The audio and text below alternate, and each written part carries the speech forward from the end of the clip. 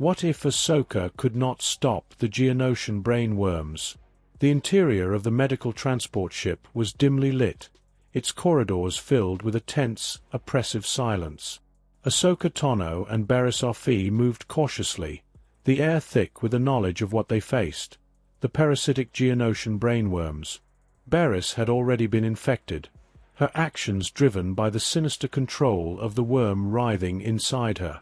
Ahsoka, determined to save her friend and the clones aboard, had barely managed to subdue her.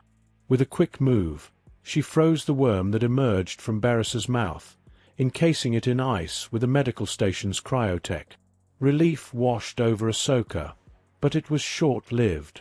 Behind her, one of the infected clones stirred, his blaster in hand. Before Ahsoka could sense the danger, he fired. The stun blast struck her square in the back. Ahsoka crumpled to the floor, unconscious. When Ahsoka awoke, a searing pain shot through her head. Her limbs felt heavy, and her mind clouded with unfamiliar thoughts. She tried to reach out through the Force, but something alien pulsed within her, dampening her connection. The worms had taken her. The infected clones stood around her, their eyes vacant and glowing faintly. Barriss stepped forward, her voice distant and almost mechanical. "You will join us. We serve the will of the Queen." Ahsoka struggled, but the worm's influence grew stronger, rooting itself deep within her mind. The ship continued its course to the medical station, where Jedi Master Kit Fisto awaited them, unaware of the darkness aboard. What if Ahsoka could not stop the Geonosian brain worms? The interior of the medical transport ship was dimly lit, its corridors filled with a tense, oppressive silence. Ahsoka Tano and Barriss Offee moved cautiously, the air thick with the knowledge of what they faced: the parasitic Geonosian brainworms. Barriss had already been infected, her actions driven by the sinister control of the worm writhing inside her. Ahsoka, determined to save her friend and the clones aboard, had barely managed to subdue her. With a quick move, she froze the worm that emerged from Barriss's mouth, encasing it in ice with the medical station's cryotech. Relief washed over Ahsoka, but it was short-lived. Behind her, one of the infected clones stirred, his blaster in hand. Before Ahsoka could sense the danger, he fired, the stun blast striking her square in the back. Ahsoka crumpled to the floor, unconscious.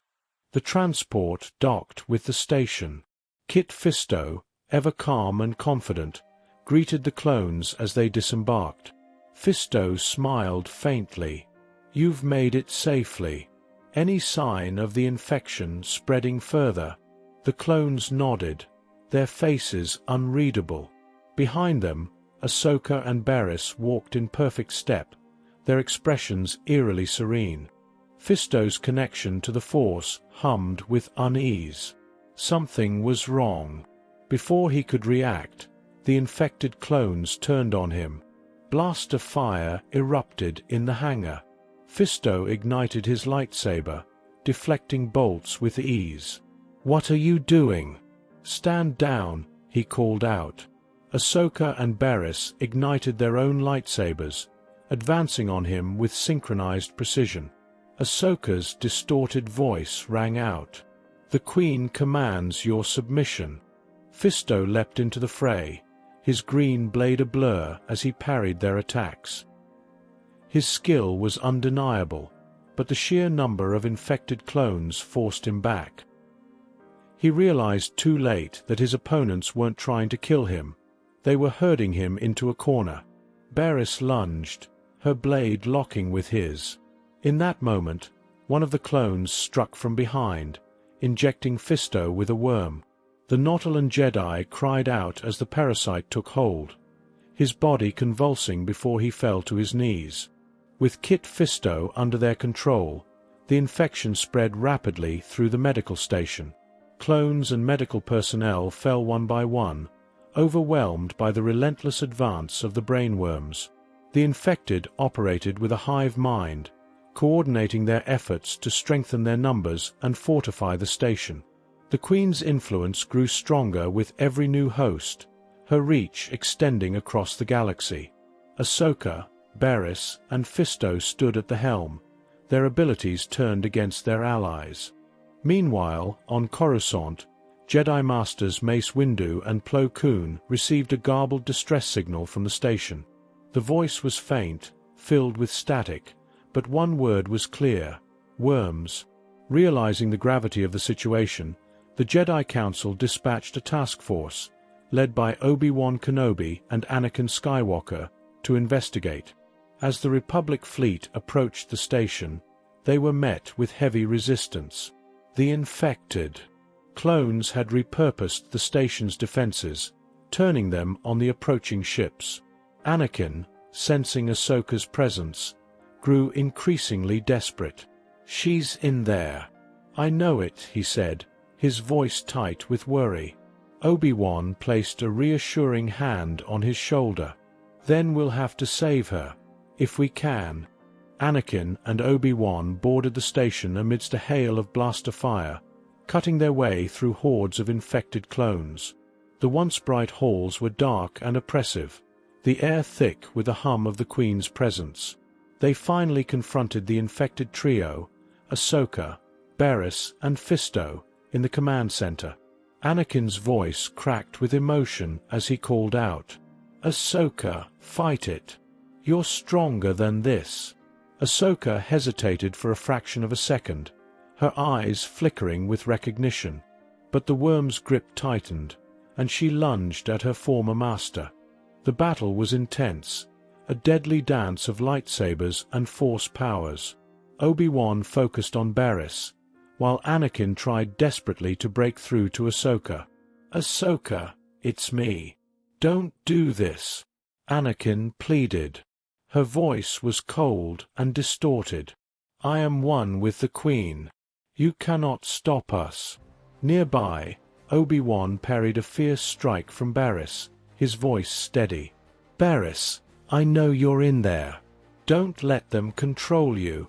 But Barriss gave no indication of recognition, her movements mechanical and precise. Across the room, Kit Fisto fought with terrifying efficiency, his fluid strikes leaving little room for escape. "He's too fast," one clone shouted before falling to Fisto's blade. The Jedi pressed on, their desperation mounting. Anakin's determination reached its peak.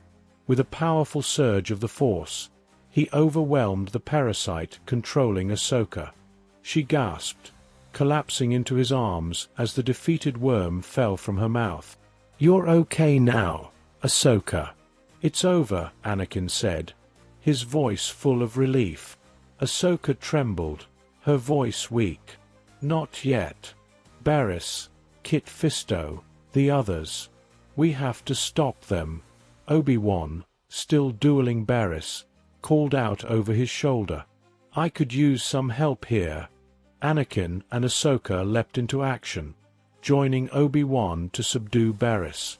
Together, they used the Force to extract the worm controlling her, though it took every ounce of energy Ahsoka had left. She leaned against a nearby console, exhausted. "We're running out of time. Kit Fisto's still out there, and who knows how many more have been infected." As if on cue, the ship's alarms blared, signaling that Kit Fisto had taken control of the ship's systems. Kit Fisto's infection had rendered him almost unstoppable. The once serene Jedi Master unleashed a torrent of destruction, incapacitating clones and sabotaging the ship's engines. Anakin, Obi-Wan, and Ahsoka tracked him to the engineering deck, where the final confrontation unfolded. "We need him alive," Anakin said firmly. "If we can capture a worm, maybe we can figure out how to stop this plague." Obi-Wan frowned. Easier said than done. The fight was fierce, with Kit Fisto using his mastery of lightsaber combat and aquatic agility to keep the Jedi at bay. Anakin devised a desperate plan. "Ahsoka, Obi-Wan, keep him distracted," he instructed. "I'll try to pull the worm out." As the two engaged Kit, Anakin reached out through the Force, targeting the parasite within him. The creature writhed and resisted, but Anakin's power overwhelmed it. The worm was ripped from Kit's body, leaving the Nautolan Jedi unconscious but alive. Ahsoka knelt beside the fallen Jedi. "We've got it. Now what?" Obi-Wan's expression was grim. "We need answers. Fast." Yoda nodded slowly. "A solution, find, we must. But how, uncertain it is." Anakin's voice cut through the tension. "We need someone who thinks differently. Someone who can analyze this parasite on a level we can't." The room fell silent as Obi-Wan hesitated before speaking. "There is one person who might be able to help, but his methods are controversial. Dr. Royce Hemlock." The name sent a chill through the room.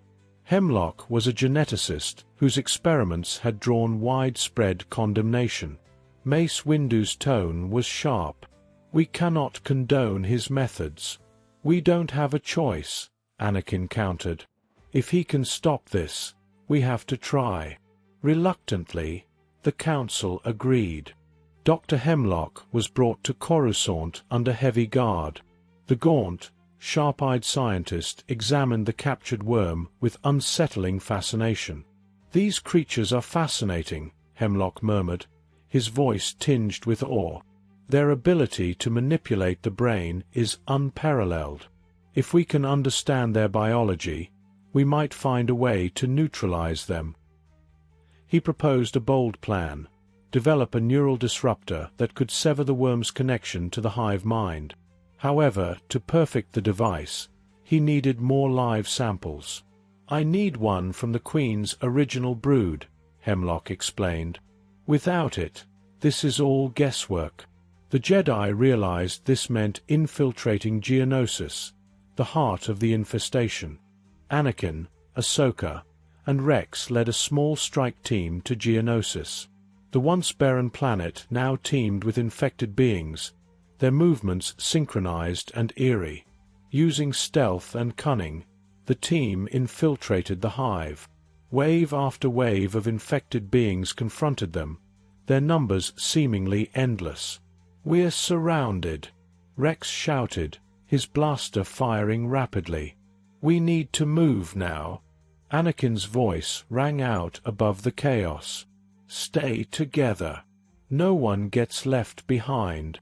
At the heart of the hive, they found the Queen, a grotesque, pulsating creature surrounded by her brood.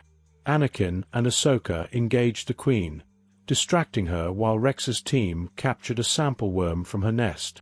The escape was chaotic. The Queen unleashed her minions in a desperate attempt to stop them. R2-D2 proved invaluable, hacking into the hive systems to trigger a cave-in that buried the Queen and her brood, allowing the team to escape. The Republic fleet hovered above Geonosis, its warships casting long shadows over the desolate planet below. Anakin, Ahsoka, and Rex stood in the command center of their flagship, reviewing the mission's final details. Dr. Hemlock stood nearby, overseeing the deployment of his neural disruptor device. "We take down the Queen, and this nightmare ends," Anakin declared. "What's the status of the disruptor?" "It's ready," Hemlock replied, his tone clinical, "though deploying it within range of the Queen won't be easy.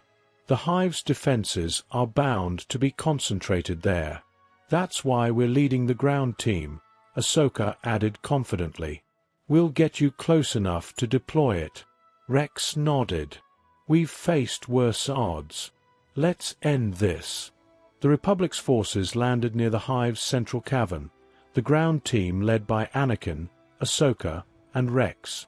Swarms of infected beings poured out to meet them, their movements eerily synchronized. "They're endless," Ahsoka exclaimed as she cut down another wave with her lightsaber. "Keep pushing. We're close," Anakin urged. Rex and his troopers formed a tight perimeter, their blasters mowing down attackers. Meanwhile, R2-D2 provided critical support, slicing into the hive's defenses. As the team reached the cavern's heart, they faced the Queen. Her massive form pulsed with dark energy, and her screeches commanded the infected to fight with renewed ferocity. "We need to deploy the disruptor here," Hemlock shouted over the din. Under heavy fire, the team activated the device. A pulse of energy emanated from it, temporarily disorienting the hive. "It's working," Anakin said, his voice filled with hope. But the Queen roared, and the device began to falter. Sparks flew from its core, and its energy pulse weakened. The hive regained its coordination, and the tide of infected turned against the Republic forces. "The device is failing," Ahsoka cried. "What now?" Hemlock's voice was strained. "It needs time. Protect it at all costs." The battle descended into chaos. Troopers fell, overwhelmed by the unrelenting swarm. Anakin and Ahsoka fought valiantly, their lightsabers blazing as they defended the failing disruptor. "We're getting overrun," Rex shouted. "We need to fall back." "No!" Anakin roared. "Hold the line." Amid the chaos, R2-D2 rolled forward, emitting a series of urgent beeps. "R2, what are you doing?" Ahsoka called out, alarmed. The astromech droid interfaced with the disruptor, overriding its damaged circuits. The device flared to life, unleashing a powerful wave of energy that rippled across the hive. The Queen screeched in agony as the neural connection binding the worms shattered. One by one, the infected collapsed, freed from the hive's control. "It worked. It actually worked," Hemlock whispered, awestruck. Anakin seized the moment, leaping onto the Queen's massive form and delivering a fatal blow with the Force. The creature's body crumpled, and silence fell over the battlefield. With the Queen defeated, the Republic forces swept through the remaining hive clusters, mopping up the remnants of the parasites' influence. Across the galaxy, populations once enslaved by the worms awoke, confused but free. Back on Coruscant, the Jedi Council gathered to discuss the victory. "This was a victory hard-earned, but at a great cost," Mace Windu said solemnly. "The galaxy will not forget the lives lost to this plague." Yoda nodded. "Restored balance has been. But vigilance we must keep." Dr. Hemlock stood apart, observing the Council's deliberations. His work had saved the galaxy, but his methods remained controversial. Shortly after the victory, Hemlock was summoned to an audience with Chancellor Palpatine. The aging politician, cloaked in an air of mystery, greeted him with a warm but unsettling smile. Palpatine smiled. "Dr. Hemlock, your brilliance has brought the Republic back from the brink. I cannot overstate my gratitude." "I only did what was necessary, Chancellor," Hemlock replied cautiously. "And that is precisely why I value you," Palpatine continued, his voice silken. "Your methods, though unconventional, achieve results. I would like to offer you a permanent position within the Republic's research division." Hemlock hesitated before nodding. "It would be an honor." Palpatine's smile deepened, his yellow eyes gleaming. "Excellent. I have a project in mind that could use your unique talents. One that will shape the future of the galaxy." As Hemlock left the chamber, he couldn't shake the feeling that his work had only just begun, and that the galaxy's future was far from secure. Drop the scenarios you would like to see in the comments, and I will pick one every week. I hope you enjoyed this video. See you in the next one.